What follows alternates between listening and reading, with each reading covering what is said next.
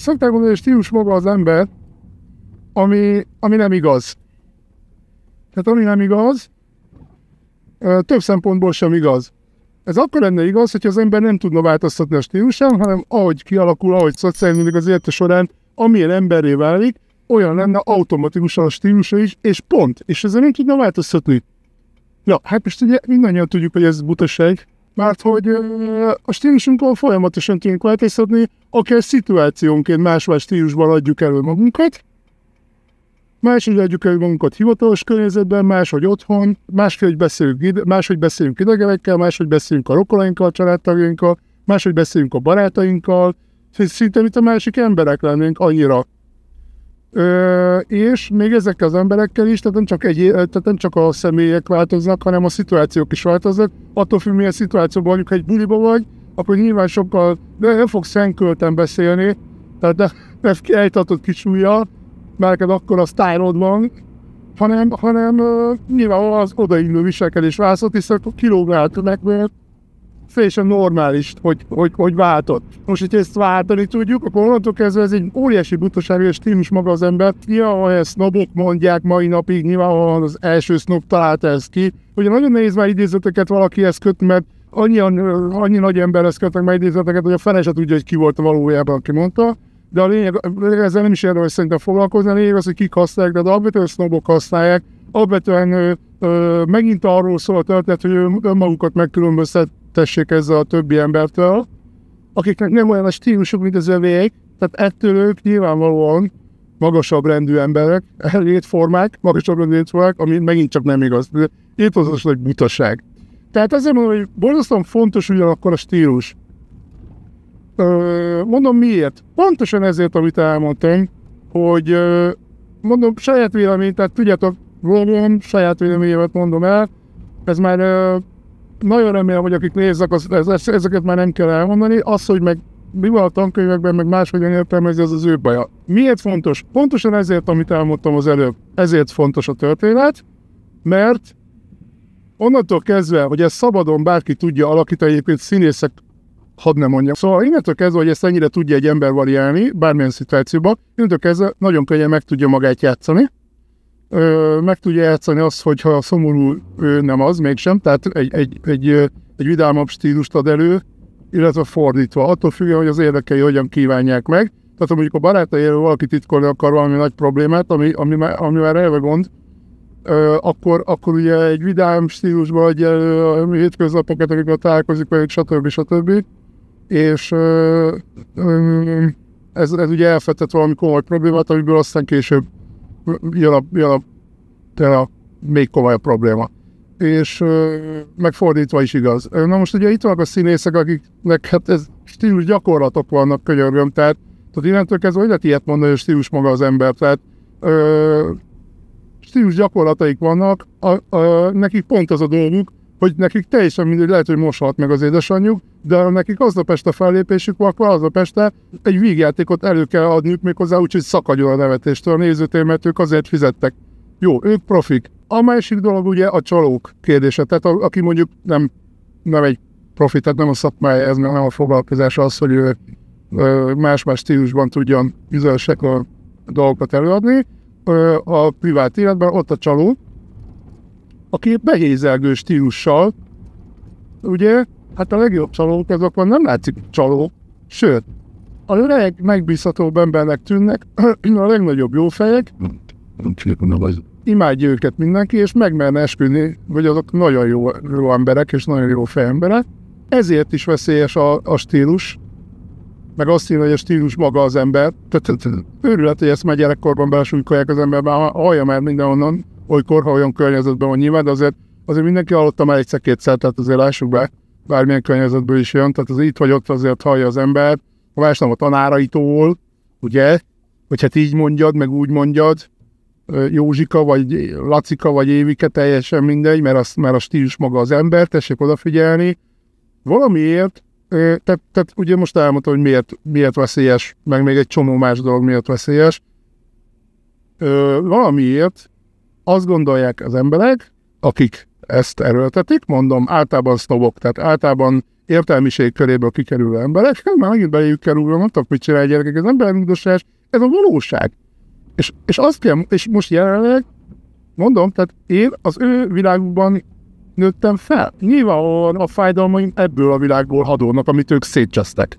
Így vagy úgy. Isten ments, nem mondanám, hogy a másik oldal jobb lenne, csak hát lehetett volna ezt jól is csinálni, mert megkapták rá a lehetőséget, csak elcseszték. A saját buta világukra. Ugyan buta emberek, mint a többi. Teljesen mindegy. Amit a másik oldal. Sajnos ezt kell mondjam. Az, hogy most beseggelj valaki a lexikon, meg mit tudom én, tehát mondjuk valamilyen szinten, hogy van 8 diplomája, teljesen mindegy. Annak semmi köze az intelligenciához. Erről már beszéltem az intelligenciáról szóló videóban, meg több helyen említettem. Semmi köze az intelligenciához, mint ahogy a stílusnak sincs semmi köze az intelligenciához, csak ő azt gondolja, hát van egy részük, aki azt gondolja, hogy ha ezt kifelé a stílusával ezt mutatja, akkor őt el is hiszik, hogy olyan ember, és sajnos ez így is van, mert ugye onnan mindenkiben súlykolják ezt. Úgyhogy akkor onnantól kezdve elég, ha a stílus olyan, amilyen, és lehet bármilyen új intelligens barom. Itt vannak az én videóim, stílus. Dr. Rajzséta tudjuk, az megtanította az embereknek, hogy ne a stílust nézzék, hanem ami mögötte van. Tehát a tartalmat. Amit mond az ember, amit tesz az ember. Tehát ne azt nézzék már, hogy milyen stílusban van. Tehát ez egy új dolgot tanított mindenképp az embereknek. Melyiket szeretnéd? Egy behízelgő orvost, egy aranyos, jófej orvost, egyébként ez a 99%, aki egyébként még a Dr. House megnézése után is ilyet szeretne, mert elmebetegek az emberek, nem tudom, mit mondom. Szóval nagy részük olyan ergye, hogy hihetetlen.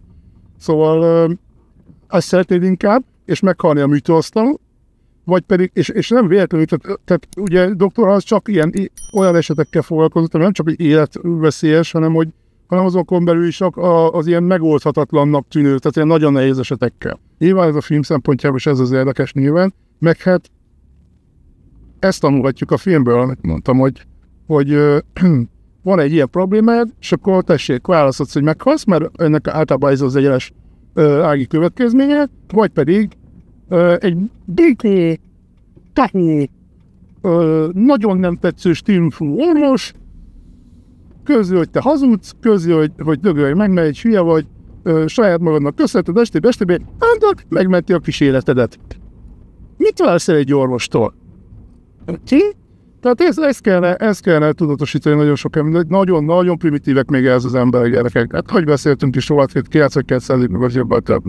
Gyakorlatilag a középkorban él, úgyhogy ez nagyon primitívek, még sajnos, hogy ezt felfogják. Nincs ezzel semmi baj, és egyébként tehát itt ez nem a szerethetőségről szól, tehát erről nincs, tehát félre ne értsen senki. Ez a baj, hogy tehát biztos nagyon sokan félreértették a videóimat, saját rokonaim is, hogy nem erről szól a történet, hogy valakit ne lehetne emiatt szeretni, mert ő vallásos. Tehát amikor például vallással nem beszélek. Tehát itt nem a szerethetőség, attól még egy jó, szerethető, jó ember. Én azt gondolom, hogy azért lehet valakit szeretni, mert jó ember, mondjuk például, egy sok minden miatt, de alapvetően az, hogy vallásos, vagy akár azt is, hogy az tisztességben, hogy buta, mert vannak itt nem az eszélyes szeretünk. Ettől még lehet szeretni, tehát nem erről szól a történet. Ez ébresztő akar lenni, amikor elmondok ilyen dolgokat, hogy emberek, figyeljünk már oda, hogy ilyen van, mert nagyon sokan egyébként hezitálnak, tehát nagyon sokan vannak olyanok, nem is gondolnátok, akik abból kifolyólag ilyenek, akik abból kifolyólag ilyenek, amilyenek, hogy gondolkodnak így, ahogy, hogy meg lenne hozzá magukhoz való eszük, csak ugye ők nem tudták ezt legyűrni, ezt a szocializációs történetet, amit magukkal hoznak. És ez már egy másik téma, srácok, egy másik videót akartam erről csinálni, de most ebbe belevágok, mert itt azért kapcsolódik ehhez. És megfelelően elmondom még egyszer, nem baj, az ismételgetni kell. Szia! Ismételgetni kell magam. Ezek fontos dolgok. Szóval nem tudták ezt a szocializációs készszert, tehát amiket azt a gondolkodásmódot, amit beléjük ültettek, akármennyire nem gondolnátok, egyébként nácik között is van ilyen. Nagyon sok.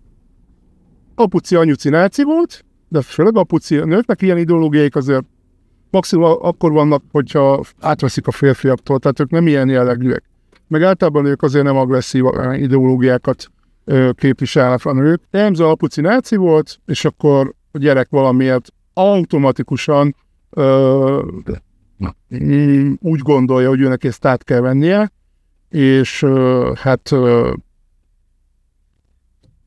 folytatja ezt az ideológiát valamiért apja iránti tiszteletből, meg nem tudom, automatikusan úgy gondolja, hogy a szülőnek az ideológiája, az ő, szóval automatikusan magáévá teszi, ami megint csak egy butaság, nyilván, de mondom, ettől függetlenül még szerethetőek ezek az emberek, nincs ezzel, még ezzel sincs, de nem azt mondom, hogy nincs gond, tehát gond van, nem rosszul fogalmaztam, gond van ezzel. Gond van a vallásokkal, az összes vallással, ezzel mind gond van, de azt kell megértenetek, hogy ettől még szerethető az ember, mert sokszor látszik, hogy ő ezzel nem tudott mit csinálni, és innen fakadnak bizonyos dolgok, akár a vallási dolog is, meg amiket elmondtam, ebből fakadnak, és hát ezt így dolgozta fel, vagy így nem tudta feldolgozni, és általában azért ezekre az emberekre lehet valamilyen szinten hatni, tehát leginkább én ezeknek pofázok, megmondom őszintén ezeknek az embereknek.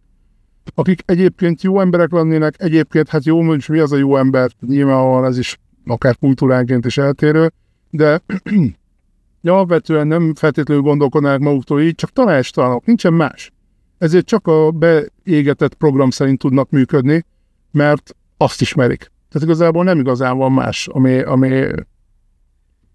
amit ismernének. Úgyhogy azért gondolkodnak nagyon sokszor így. A stílus is ugyanilyen egyébként. A stílus is egy beégetett dolog, otthon, amit felszed. Ugye nyilván ma már nagyon keveset vannak otthon a gyerekek, tehát ma már igazából nem az otthon nevelje, hanem az iskola. Tehát ott szedi fel a stílust, aztán abból megpróbál a szülő valamit kiszorítani, vagy erősíteni bizonyos dolgokat, ha olyat lát, hogy azt jól gondolja. De alapvetően már nem ez határozza meg, tehát nem az otthon felszedett stílus, nem a szülő határozza meg általában azt, hogy a gyereknek milyen a stílusa. Jellemzően a többi gyerek, illetve a környezete, a tanára is, a többi, tehát ezek határozzák meg jellemzően ma már, tehát ma már inkább ez van. Úgyhogy hát egyébként is a környezete mindenképpen, csak ugye ma már a szülő sokkal kevesebbet tud vele lenni. Úgyhogy most már ez így működik. Jó, tehát visszatérve a videóimra, én azon a szinten vagyok, tehát én nagyon sokáig igyekeztem a stílusomra odafigyelni, mert engem úgy szocializáltak. Tehát nekem az főleg anyám, tehát ő főleg úgy szocializált, hogy de apám is egyébként, de anyám nagyon erősen, tehát odafigyelt erre. Hát ő ezt kiemelkedően fontosnak tartotta, majdnem mindennél fontosabbnak, hogy a stílusom az olyan legyen, hogy csak szépen beszéljek, de egyébként 20 éves koromban még hát egy káromkodás nem hagyta el a számat, és ezt így általában a lányok meg is említették, hogy Zsolt, tehát olyan szépen beszélsz meg, mit tudom én. És ugye gondoljátok, volt belőle előnyöm? A lószak, tehát a stílus, tessék. Nem volt belőle előnyöm, mert abban a pillanatban bevágtak, és mondom, tessék, most egy kicsit csiszoltam a stílusomon, csak azért, mert ez most egy olyan videó. Tehát bevágtak abba a pillanatban friendzone-ba, tehát barát státuszba bevágtak abba a pillanatba, mert hogy hát a Zsolt az és az ocsmányú beszélő, teljesen minden milyen buta, tuskó hülye gyerek, hát az meg sorra kefélgette a csajokat. Tehát értitek, tehát így jó, nem panaszkodom. Tehát panaszkodni nem panaszkodom, mert azért rendben volt ez a dolog azért, tehát ez a magánéleti része rendben volt ebből a szempontból is a dolognak, tehát nem panaszkodom, viszont ez fájt. Tehát ez azért fájt, hogy nézd már, én úgy viselkedem, ahogy anyám mondta. Én úgy olyan stílusban nyomom, ahogy anyám mondta. És akkor miért nem vagyok sikeres? Tehát akkor hogy jön ez a kettő össze? Tehát hogy van az, hogy ő ezt összekötötte nálam azzal, hogy ez az oké. Tehát ez a normálisan gondolkodó ember, ez az, ez a jó viselkedés, ez a normális. Tehát ő mindenképpen, sőt, ez az igazi, meg ez az illő, meg ezt kell csinálni. És akkor azt láttam, hogy oké, ő tetszett az embereknek, meg tényleg, tehát nem értem el vele semmit. Tehát elértem vele valamit, de nem azt, amit én akartam. Tehát elértem vele valamit, oké, a Zsolt az ilyen, az tök jó, nagyon szuper, és így langyos víz. És aztán közgazdaságiban ez annyira előjött, tehát közgazdasági szakközébe jártam, közgazdaságiban ez annyira kitört, hogy 14 évesen még ez a kis jó gyerek, letettek a sarokba ott maradós, tehát 15 évesen annyira kitört belőlem ez, hogy láttam, hogy ez nem működik. hogy nyilvánvalóan ilyenkor a gyerek mit csinál, kipróbálja a másik szélsőséget. Tehát próbálgatja magát, de nem csak magát, tehát próbálgatja, a gyerek az állnak próbálgat, hogy elmenni valameddig, tehát hogy feszíti a határokat. Egyébként a kutyák ugyanígy vannak. Tehát a kutya nevelése is nagyon nagyban hasonlít a gyerek neveléséhez. Feszegeti a határokat, és hogy meddig engedik el. És ugye a közgazdaságiban első 2 évben, de főleg ugye nyilván, amikor oda kerültem, hát ez mint a vulkán kitart az a történet, és élettem ott a helyi menőcsávot, tehát a AMC, aki hát úristen Zsolt is. Hát ugye volt, hogy 1200 lány, meg 40 fiú az egész iskolában, tehát az évfolyamunkon 4-en voltunk fiúk, azok mind egy osztályban, tehát és ott élettem, tehát ott én nagyon durván kitörtem, mint a vulkán. Mindennel foglalkoztam meg, mit tudom én, rádiózgattam meg, szóval minden javajában benne voltam, meg ugyanakkor hát a stílusom is olyan volt, hogy órát nem lehetett tőlem tartani. Tehát gyakorlatilag nem lehetett órát tartani, képtelenség volt már tőlem. Annyira elszabadult a pokol. Tehát gyakorlatilag szarrá rögtük az összes órát természetesen, poénkodtam, mint az atom, előadtam ott magam, meg minden, meg szóval tényleg olyan státuszban voltam, hogy nem volt, aki leismerje a nevemet, tehát teljesen mindegy, melyik korosztály, vagy melyik évfolyam. Ez az eredmény annak, hogyha valakit túlságosan úgymond, hát mondhatjuk úgy, hogy szigorúan tartanak, szülők, vagy hát nem is szigorúan, de ezt próbálják benne, hogy ez a stílus jó, aztán rájön, hogy rohadtul nem. Rohadtul nem az a stílus jó, hanem nyilvánvalóan meg kell valahol állapodni valahol kettő között, a két szélsőség között kell valahol keresni. Én már ezt akkor is tudtam, de mivel engedték, nyilván egy jó gyerekként, igazi gyerekként, inkább úgy mondom, nyilvánvalóan mentem elfelé, amíg csak engedték abba az irányba. Nyilván ezt azért megállították valamilyen szinten, meg nyilván jött az érettség is, stb. Tehát azért ez 4 év volt. Szerintem még 1 évet ott dolgoztam a suliban. Úgyhogy milyen oktatástechnikusként. Úgyhogy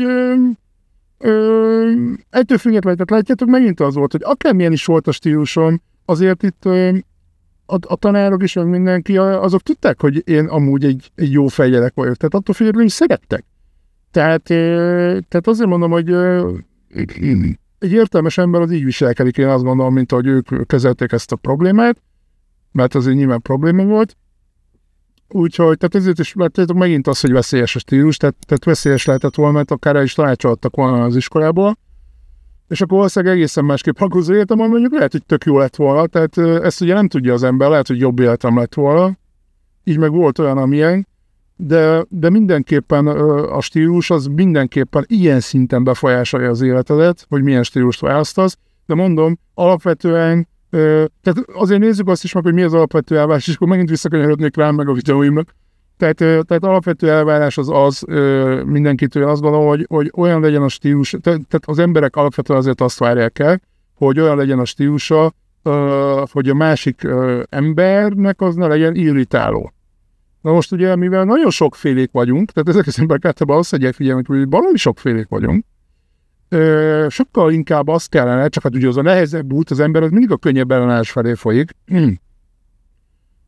Könnyebb nácinak lenni, mint mondjuk használni az eszet, könnyebb vallásosnak lenni, mint használni az eszet, tehát mint hogy gondolkodjál, sokkal könnyebb az érzelmeidre hallgatni, és akkor kész, és elengedni szabadon őket.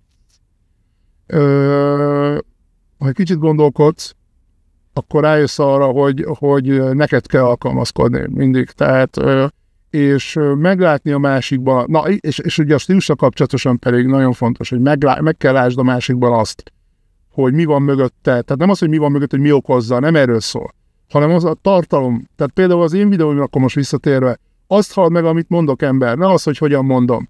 Tehát borzasztóan fontos. Borzasztóan fontos. A buta embereknek, hát most is volt egy ügy, amiben az egyik legbutább komment az volt, és nem is káromkodott az ember, meg semmi a videón. És nagyon fontos ügyet mondott el az ember, történt egy baj történt, ami katasztrófába is torkolhatott volna, és teljesen normális, nyugodt, a saját megszokott stílusában adta elő a vlogját, és beírtak egy olyan kommentet rá, amikor posztoltam, beírtak egy olyan buta kommentet rá, hogy ez egy tuskó buta, ilyen meg olyan ember, itt káromkodik, meg mit tudom, mondja, így mondja, meg úgy mondja, és nem csinálta ezt.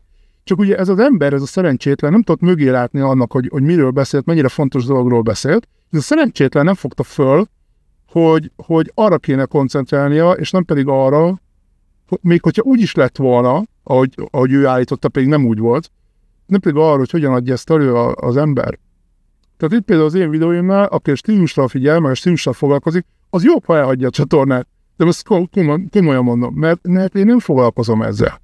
Egyáltalán nincsen kizárva, hogy majd amikor bizonyos irányelvek lesznek, tehát most is irányelvek vannak, csak most az én felelősségem, és én meg ezt leszarom, mert bocsánat, bevállalom. Valakinek nem tetszik, így jártam, meg ő is így járt. De amikor majd a YouTube-i lesz esetleg ez a történet, vagy nem tudom, tehát az ő felelőssége, tehát gyakorlatilag tévévé alakulnak ezek a dolgok, akkor már ugye teljesen más lesz a történet, akkor már majd ország olyanban oda kell figyelni, nem lehet olyanokat mondani, de. Na ezért mondom azt, hogy ez is egy megkötés, egy iszonyatos megkötés. Tehát az, hogy mondjuk a stílust is megkötik, az, hogy figyeljek oda a szavamra, mert a fiatalok ebből tanulnak meg káromkodni, meg ilyen hülyeségek, gyerekek. Én iskolában dolgoztam 8 évig.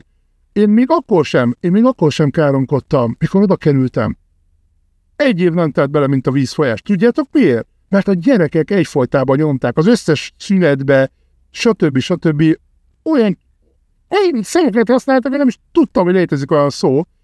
Olyan iszonyatosan durván és csúnyán beszéltek, hogy fantasztikus, mert káromkodtak meg, amit akartok, hogy így rám ragadt. Hát állandóan azt, hogy 8 évig, akkor azért rám ragadt. Tehát én nekem onnan ragadt rám. És még ott is volt, aki mondta, amikor oda kerültem, hogy jó, milyen érdekes, hogy engem nem volt káromkodni, meg ilyen csúnyán beszélni, minden. Aha, ahogy eltelt, meg hát ugye nyilván a szar helyzet is, tehát a rossz fizetés, meg ez a borzalmas helyzet, ami ott volt, nyilván aztán később ez magával hozta nyilván azt, hogy az ember, ahogy rosszabb helyzetben van, egyre inkább rosszul érzi magát, és nyilván ez magával hozza a kicsit keményebb stílust is. Úgyhogy ezek mind összejátszottak abban, vagy közejátszottak abban, ami most van, tehát ami most kialakult. Úgyhogy ez a helyzet azért viszonylag keveset változott, bizonyos téren, tehát összességében nézem, akkor keveset változott. No, de ez nem lesz mindig így, ez az egyik dolog. A másik dolog meg az, hogy azt kell észrevenni, hogy az én videóim azok arról szólnak, hogy valami nem oké, valami nem jól van. És ezen változtatni kéne, és konkrétan úgy érzem magam, mint egy rohadt diliászba élnék, mert mindenki hülye. De komolyan. Jó, nyilván nem mindenki, de a nagyon nagy többség hülye ebbe az országba. De hát ugye, amikor nagyon nagy többség az, akkor elég úgy érzi az ember, hogy mindenki hülye. Tehát ilyen diliászba él, mert egyszerűen nem fogják fel az emberek azt, hogy bizonyos dolgokról hogyan kellene, tehát épp elmével, nincs hogy normális nyilván, de épp elmével gondolkodni. Tehát, hogy ne legyen hülye. És nem érti. Tehát ez a ne légy hülye, ne légy barom, és nem érti. És elképesztő, hogy mennyire nem érti. Gyerekek, nekem van a vállalkozásom, nagyon jól tudjátok. Én abban is nagyon sok emberrel találom, vadidegen emberekkel. És így valaki, csak mondok egyetlen példát, gyerekek, egyetlen példát, hogy értsétek, hogy miről beszélek, és ez most nem a stílusról szól, bocsánatot kérek. Úgyis elkandozom, tudjátok. Nálam úgy van kitalálva az ügyfélfogadás, hogy nincs egy nyitvatartásom, hanem van egy tólig időszak, nyilván kvázi nyitvatartás, de ez el van magyarázó honlapon és mindenhol, hogy ez egy átvételi átadási pont, ahol a kazettákat átadják, tudjátok, digitalizálásra, és átveszik a készanyagot, és a kazettát jön ért, amikor írok egy e-mailt, hogy készen van. Jön ért az ember. És jön az ember, tehát kézen van fogva az ember, úgy higgyétek el, onnantól, hogy rám telefonál, hogy az első életjelet adja, hogy ő van, és hoznak kazettát, olyan szinten van kézen fogva az ember, nem hiszitek el, mindenhol tele van infóval, a honlap, minden, én is elmondom mindent, telefonon neki, már itt a srácok a munkájában, mert kívülről tudják a szöveget, úgy képzeljétek el, annyiszor hallották már, mint mondok a telefonba. És pontosan tudják, hogy nem hagytam ki semmit. És az ember, tehát kézen van fogva, tehát hova kell jönni, mit kell csinálni, föl kell csöngetni. Ugye nagyon fontos, idegeneket engedek be a lakásomba, borzasztóan fontos, hogy én csak azt engedem be, akiről tudom, hogy kicsoda. Ha nem tudom kicsoda, akkor nem nyitok ajtót. Ennyire egyszerű. Tudom, hogy pontosan, hogy mikor érkezik, és ki az illető. És egész egyszerűen az van, jó, hogy nyilván a megfelelő biztonsági intézkedések ennek ellenére nyilván megvannak, mert ez meg kell legyen, de nem ez a lényeg, hanem tehát azért meg van mondva, hogy kapucs telefon, bemutatkozok, ez van, ezért jöttem, ki vagyok és mi vagyok, pontosan akkor, amikor megbeszéljük, és a többi, és a többi. Erre az ember, és utána végig van vezetve a folyamaton, hogy hogyan kell följönni, nem hiszitek el, nyitott ajtóval várom. Neki nem kell tudni ezt semmit. Kiszáll liftből, nyitott ajtót talál. Mert ott állok az ajtóba, és úgy engedem be. Ez is egyfajta biztonsági intézkedés. Ehhez képest az ember majom állat, mert nem tudok mit mondani, mert ehhez primitívnek kell lenni, gyerekek. Fogja magát, eljön fél órával nyitvatartás előtt, és nem tudatosul benne egyáltalán, hogy hülyeséget csinál. Lehet az is, hogy nem vagyok ott. Felhív telefonén, hogy ő most akkor mi az, hogy nem tud bejönni a kapun? Számon kérőleg. Hát nem uram, elmondtam kaputelefon, elmondtam hányas kaputelefon, és hogy mit kell mondani. De gyerekek, pont ő neki 3-szor mondtam már el. Tehát ő már 3-szor felhívott. Tehát nem az, hogy egyszer, 3-szor. Elmondom neki, ennek ellenére nem találja. Mondom, jó lépcső, ez el van, jó, minden. Jó, hát ő már felhívott, ő minek nyomja be a kaputelefont? Azért, uram, mert ha nem nyomja be a gombot, nem tudom kinyitni a kaput. Bejön úgy, hogy valaki beengedi. Elmondtam neki, hogy ne engedje magát beengedni, akkor is szóljon föl, mert ugye értitek, akkor már én csak ott szembesülök fönn az ajtónál, és nem fogom kinyitni az ajtót. Jó, most már van ott is kaputelefon külön, mert a hülyéknek. De nem, feljön úgy, hogy valaki beengedi, feljön a 8-ra gyalog. Ember. Tudjátok miért? Mert fogalma nincs ugye az emeletről. Hiszen az emelet információt azt akkor kapná meg, ha becsöngetne a kaputelefonon. Mert ugye ennek ez a sora. Értitek? De persze előtte úgy tettük le, hogy oké, megoldja, ő becsenget a kaputelefonon. De nem csenget be a hülyéje, hanem bejön, mert és akkor persze később az a magyarázat, mert nem akarok előre szadni, az a magyarázat, hát beengedtük a kapun. De már elmondtam, uram, hogy ne jöjjön bakkossal beengedik a kapun, hanem csöngesen fel, szóljon fel a kaputelefonon. Már csöngesen fel se használom, mert volt, aki csak felcsöngedett és kész. Jó, és igaza van, én mondtam, hogy csöngessen fel, de hát ugye szóljon fel a kaputelefonon. És akkor, ha felszól, akkor megmondom neki az emeletet, hova kell jönni. Ugye? Akkor tudja meg. Ez fontos. És feljön, gyalog, és kikéri magának, hogy mi az, hogy nincs kiírva az ajtóra. Egyébként ki van, tehát a cégnevet kell kiírni az ajtóra. Tehát nem a brand nevet kell kiírni, értitek? Tehát ő a cégnévvel találkozhatott volna valapon, de hát azt is pont így nézte meg pont így jegyezte meg, mint ezeket az egyszerű információkat. Yes. Feljön gyalog, kiszakad a szíve, zihál a 8-ra, mert ugye nézte az ajtókat. És becsenget. És ott, hát gyerekek, azért, mert egy valaki jön, azért, hát értitek, nem a feszülök ott teljes feszületben egész nap ilyen ruhában, hanem ezt akkor veszem föl, ha jön valaki, értitek? Ha nem becsörög a kaputelefonnál, felöltözök addigra, mire beér. Hát jó, nem mesztelő rohangálkodom, de hát basszus, nem ilyen ruhában, amiben fogadom a vendéget. Értitek? Ez ki van találva. Erő oda jön, ott áll az ajtónál egy csomót, nyilvánvalóan, mert hiszen én még kinézek, ellenőrzöm, hogy ki a franc az. Hát én nyilván tudom, hogy a barátunk az elmebeteg, mert nem tudok rá szép szavakat mondani. Azért megkérdezem, hogy ki az, mert ugye biztonsági okok azért vannak, akkor még egyébként nem volt kaputelefon ott fenn. Csak így ajtón keresztül is pont elég, mert tökéletesen lehet hallani. Stb. És fel van háborodva, hogy mi az, hogy nincs kiírva, ő azt se tudta, hova kell jönni. Azt se tudta, hova kell jönni, gyerekek. Miután semmit nem csinált meg abból, amit kértem. Ő azt se tudta, hova kell jönni. Jó, hát annyit magyaráztam el neki, mert az ilyen az totál primitív, de egyébként úgy higgyétek, hogy egy tök normálisan jól szituáltnak tűnő ember. Tehát ezt nem látod azonnal, hogy ő egy félkegyelmű hülye. Ezt már csak akkor látod, amikor vagy olyan szituációba kerülsz el, mennem kell közben, srácok. Szóval azért mondom, hogy, és elmagyaráztam meg, és ilyenkor stílus, hogyha már egy kicsit hogy visszakanyarodjak, ilyenkor nyugodtan kell neki elmagyarázni, ugyanis a hülye, az nem tudja magáról, hogy hülye. Ő meg van győződve arról, hát ugye a viccet ismeritek, hogy mikor bemondja a rádió, hogy vigyázzanak az autópályán, mert egy őrült 100-al megy szembe a forgalommal. És akkor és akkor mondja a vickó, aki hallgatja a rádiót, hogy mit egy 1000. Ugye ez nem tudod súlyban, hogy ő megy szembe a forgalommal, mert szegényként buta. Buta, primitív. Hát primitív. Ezt tudom mondani, úgy intelligens, használhatném még szavakat. Értitek? És ezekkel kell a legfinomabban bánni, mert viszont iszonyatosan önérzetesek, mert az életük során ők rengeteg problémával találkoznak, és ők teljesen azt érzik, hogy mindenki hülye rajtuk kívül.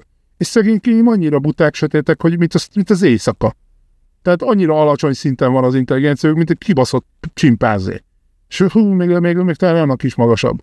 És nem érzékeli, és ezen tök nyugodt normálisan van, hogy hát uram, hogyha azt csinálta valamit mondok, akkor önt itt fel nyitott ajtó várja, de még távozáskor is nem hiszitek el, Odadik kozetta minden, leadja minden, csak távozáskor is szóvá teszi, hogy de nincsen kiírva. Mondom, elmondtam, uram, hogy az a cégnevünk. Ugyanis a törvény azt írja, hogy a cégnevet kell feltüntetni. Miért tüntetném fel a brandnevet?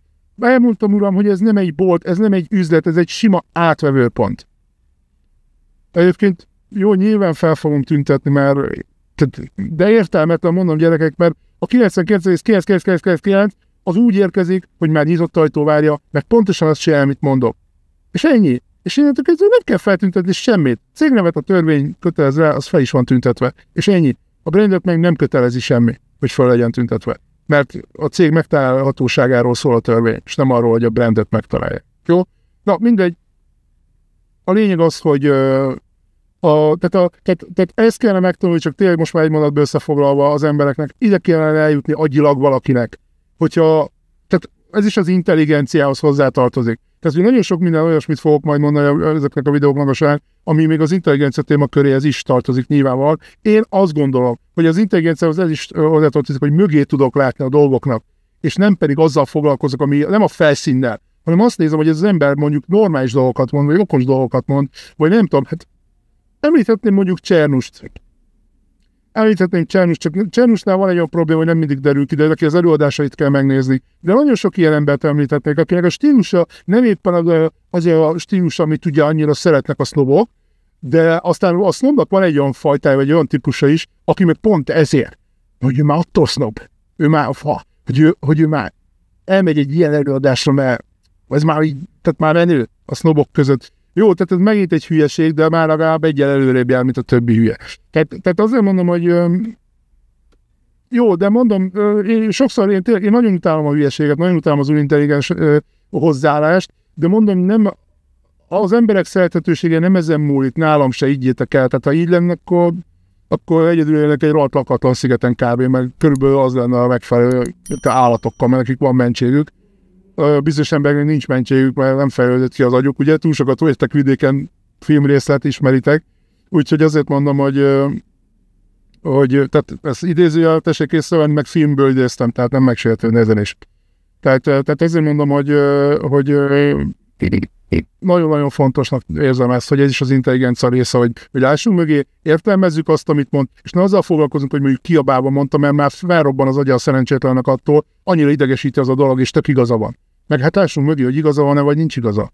Tehát az azért nagyon fontos, vagy szerintünk igaza van, vagy nem tudom, és azzal foglalkozunk, ne azzal, ahogy mondta, vagy ahogy a stílussal, amiben előadta. Megyek. Szevasztok!